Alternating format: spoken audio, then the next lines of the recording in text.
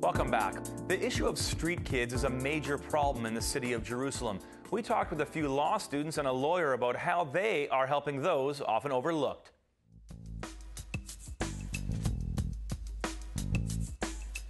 Sharon, you are a lawyer who's doing some very interesting things in Jerusalem here.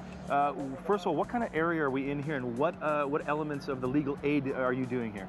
Well, this is the center of Jerusalem. Jerusalem is a very big city, but it's mostly neighborhoods, and all the neighborhoods are usually focused here in the sense that people come here to shop, come here to get services.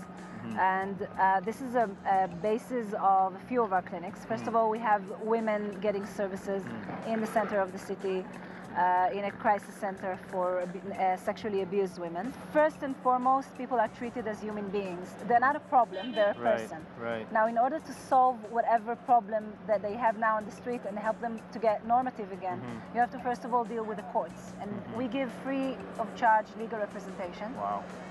With a team of lawyers and the team of students. We have approximately 200 students a year involved in that kind of work in 12 different programs. Right. So we deal with most aspects of life. We have a criminal clinic, a women empowerment clinic. We have clinics that deal with youth, especially with the environment. It really depends on what this person needs. Right. Now, when you come to a clinic, you don't have to agree to anything in advance. Right. We don't make people go to the media and interview. We don't have to make them their cases principal, in the sense that if you want only to solve a specific problem, you don't want to get any kind of publicity. So people really trust us. I just met the two of you, but I'm amazed at how different you both are, and yet both of you have a passion to help students, kids, people, women on the street on the issues of law. You're both law students, and let me just talk to you first of all. You are a female from an Arab background. What is your passion to help people?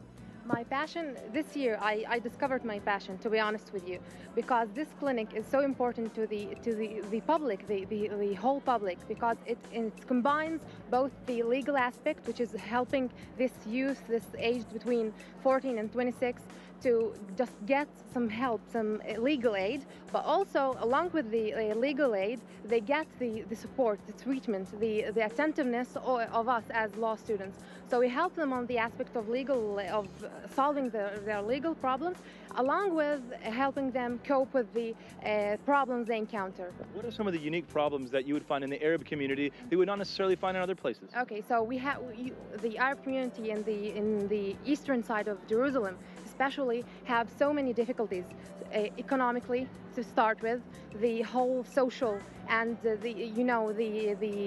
tense situation in the Middle East, and how these people are so hostile to the whole Israeli government. So when you encounter these people that you think, I was torn this year because I come from an Arab background, but I also study law in the Hebrew University, and it's like such like the disputes are screaming from these encounters. So at first they were hostile to us, but as we grew along and as we got to know each other, it was a lot different and easier for us to understand them, and so we're practically friends now. Explain how because you're a person of faith, how does your own faith help you identify with these kids that maybe are pushing away from some of the religious traditions they grew up with? Well, my faith is in the kids themselves, in the youth. I'm not believing in anything that might represent the religious God or something. I believe in them. I'm giving the support of someone. I don't care what you're doing or what you're thinking, what your parent thinks. I don't care how you dress or what you're telling, or that any time that you're getting angry, you're doing something bad. For me, it's not bad. It's something that bothering you and you want to express yourself. So to meet these children and to tell them that you're fine, you're good, you don't have to believe in God to be a good man. And although that I'm religious, we're not. It's a step away. Okay, we're putting that aside, but still we're friends. And the bad thing that you're doing, you have no excuse. Okay, the thing that you're not believing in God doesn't give you the excuse to harm people, to steal, to smoke drugs. okay, it's a whole different story. This is the social, the friend side of me that's meeting him. The other hand is me as a lawyer, not yet, but will be next year. On this hand, I'm taking him to the court, all the procedure I'm doing with him.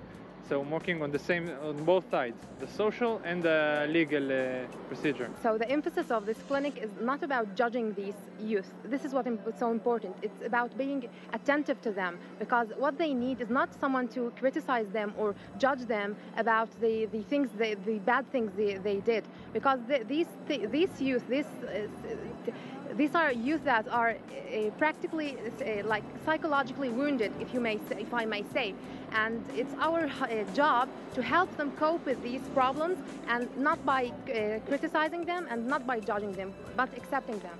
Well, this is an incredible meeting both of you. You're such an incredible example of love and non-judgment. Thank you so much for what you do, both of you. It's an amazing privilege. Thank you.